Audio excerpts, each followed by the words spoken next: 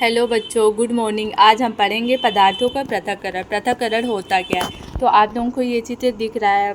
चित्र देख के कुछ तो समझ में आ ही रहा होगा कि क्या है, कैसे है, किस चीज़ का चित्र है ना, क्या दिखाया गया है इस चित्र में।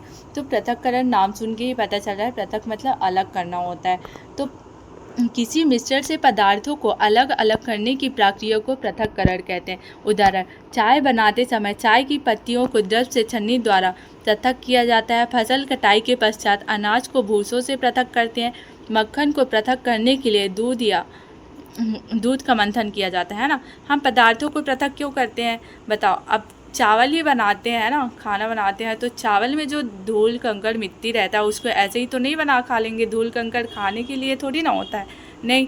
तो उसमें से कंकड़ पत्थर निकाल देते हैं और चावल को बना लेते हैं, ऐसा होता है। अब चाय ही बनाते हैं तो अदरक चाय पत्ती उसको छान लेते हैं, है ना, अलग कर देते हैं और फिर चाय पी लेते हैं। तो पृथक्करण की विभिन्न विधियां हैं। कुछ महत्वपूर्ण विधियां हम पढ़ेंगे, ठीक है।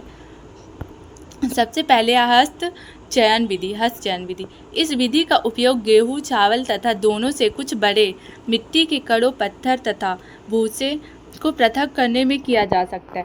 ऐसी अशुद्धियों की मात्रा प्रायः बहुत अधिक नहीं होती। ऐसी स्थितियों को हस्त चयन विधि द्वारा पदार्थों को पृथक करना एक सुविधाजनक विधि लगती है ना। अब देखो, हस्त चयन विधि मतलब गेहूं में जो बड़ा बड़ा पत्थर रहता है तो हम लोगों को अलग से दिखता है ना, वो बड़ा बड़ा, तो उसको तो अब किसी और से तो निकालेंगे नहीं। अब हाथ से निकाल रहा है, बड़ा बड़ा अलग दिख रहा है तो उसको निकाल के हाथ से ही निकाल लेते हैं। तो मतलब हाथ से ही आसान तरीका है ना। तो वही हस्त चयन मतलब हाथ से ही निकाला हुआ वही हस्त चयन होता है। फिर है थ्रेसिंग विधि। तो आपने खेत अथवा खलिहानों में गेहूं या चावल की सूखी डंडियों के गट्ठर देखे होंगे। पौधों से अनाज को अलग करने के पहले धूप में सुखाया जाता है। प्रत्येक सूखे पौधे की डंडी में अन्य कण लगे होते हैं। सूखे पौधे को डंडियों से अन्य कणों अथवा अनाज को पृथक करने के प्रक्रम को थ्रेसिंग कहते हैं। अब देखो, खेतों में रहते हैं ना, मतलब कि पौधों जो धान रहते हैं ना खेत में, अब चावल बनता है तो चावल को ऐसे ही कितने आसानी से थोड़ी ना, कितने मेहनत से चावल क्या क्या करना पड़ता है तब जाके चावल बनता है। तो अब हम लोग खेत में ही देखते हैं, तो खेत में जो होता है धान लगे होते हैं ना, तो उसको पहले के ज़माने में ऐसा होता था कि उसको पत्थर से, जो उसके डंडी होता था तो उसको पकड़ के पत्थर में पटकते थे। तो उसमें से जो भारी कण होते थे, धान होते थे, वो टूट जाते थे और जो डंडी रहते थे वो रुक जाते थे, है ना, वो वहीं पे गिर जाते थे। और अब के ज़माने में क्या है कि अब तो कई तरह के मशीनें आ गए हैं, तो उसमें डालने से अलग अलग हो जाता है, उसका भूसा अलग हो जाता है, धान अलग हो जाता है, ऐसा होता है। और गाय से भी ऐसे किया जाता है, अभी भी होता है ऐसा। अब तो मशीन से, ट्रैक्टर से ऐसा होता है। तो वो थ्रेसिंग विधि होता है, थ्रेसिंग विधि। फिर है निष्पावन विधि, है ना।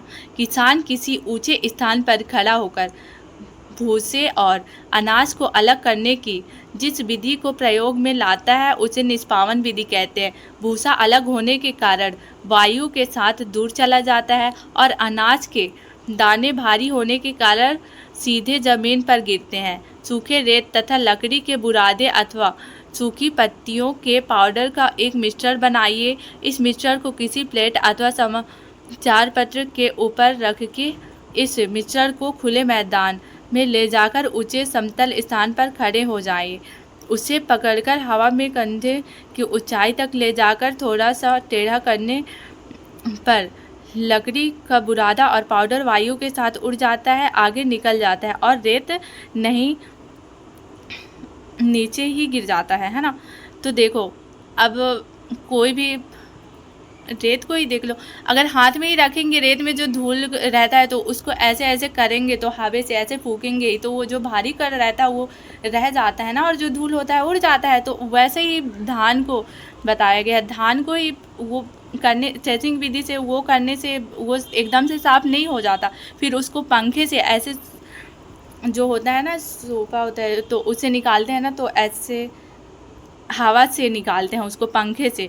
तो जो धान होते हैं वो भारी कण होते हैं, जो उसमें भूसा होते हैं, तो वो ऊपर थोड़ी दूर जाके गिरते हैं, उड़ जाते हैं, है ना, हवा से। और जो धान होता है वो वहीं नीचे गिर जाता है, तो वही है।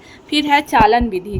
चालन विधि, आटे से चोकर अलग करना, काजू कारखानों में काजू अलग करना, स्वर्णकारों द्वारा विभिन्न आकारों के मोतियों को अलग करना, है ना। देखो, अब आटा को ही रोटी बनाते हैं हम लोग, तो ऐसे ही तो रोटी नहीं बना लेते हैं, उसमें क्या क्या रहता है, चोकर रहता है, कुछ भी रहता है, कीड़े मकोड़े भी पड़ जाते हैं, तो उसको तो साफ़ करने के लिए ऐसे ही नहीं बना लेंगे, तो उसको साफ़ करना पड़ता है ना। तो छलनी से चालते हैं उसको, छलनी से चालते हैं, तो उसमें से जो भी खराब रहता है, चोकर वगैरह रहता है, ये ऊपर ही रह जाता है।